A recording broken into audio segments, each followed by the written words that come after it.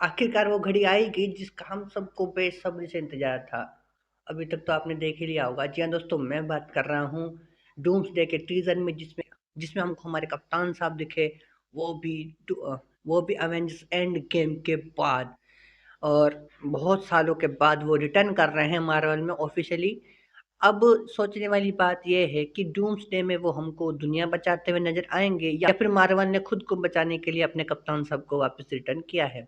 जहाँ हमको कप्तान साहब का टीजर देखने को मिला, ये टीजर काफी दिनों पहले से ही इंटरनेट पर लीक हो गया था, बट मैंने उसके बारे में बात नहीं की, क्योंकि मार्वल वाले जहाँ जहाँ ये टीजर लीक वाला चल रहा था उन सबको वहां से इरेज कर रहे थे, और कई सारे यूट्यूब चैनल इस वजह से डिलीट भी हुए।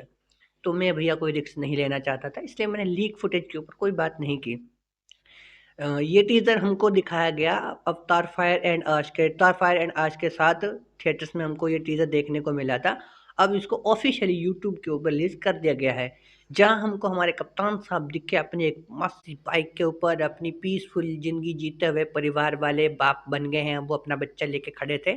तो मतलब अपनी खुश मिजाज जिंदगी को जीते हुए नजर आए। तो अब उनकी जिंदगी में फिर से वही सारे सारे क्लेश वापस लौटने वाले हैं, जिन सब चीजों को छोड़कर वो अपनी जिंदगी में आगे बढ़ गए थे, अपने फैमिली, बच्चे, बीवी, घर, एक खुशनुमा जिंदगी जी रहे थे। तो जहां हमको टीजर में अपने कप्तान साहब अपना पुराना एंड गेम वाला सूट उठाकर देखते हुए नजर आते हैं कि क्यों ना एक बार फिर से हीरो बना जाए और जाके इस विलन को ठोक जाए। और वहीं उनके हाथ में हमको उनका एक बच्चा दिखता है, जिसको उठाकर वो एक खूबसूरत सी प्यारी सी स्मेल देते हुए नजर आए। कप्तान साहब को इतने सालों बाद वापस से मार्वल में आते हुए देखना और वापस से अवेंजर की टीम को ज्वाइन करते हुए देखना है काफी बढ़िया एक्सपीरियंस होगा, क्योंकि जिस हिसाब से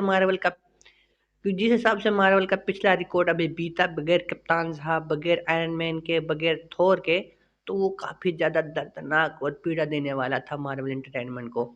तो वो कुल मिलाकर अब मार्वल वही पुरानी स्ट्रेटजी लेकर वापस से हमारे सामने आ रहा है, जिस स्ट्रेटजी को लेकर वो 2010 से कमाल कर रहे थे और सबके दिलों में अपनी एक अलग ही जगह बना रहे थे। वही पुराने कैरेक्टर दोबारा रिटर्न हो रहे हैं। अब वो दोबारा रिटर्न होने के बाद क्या वही पुराना वाला मैजिक क्रिएट कर पाएंगे या नहीं कर पाएंगे, वो तो एक बहुत बड़ा सस्पेंस है। बाकी जहां तक उम्मीद है कि डूम्सडे जो ये मूवी आ रही है 2026 में, इसमें हमको कुछ ना कुछ बहुत जबरदस्त देखने को मिलेगा। जहां हमको अपने R D J as a villain नजर आ रहे हैं, डॉक्टर डूम के रूप में।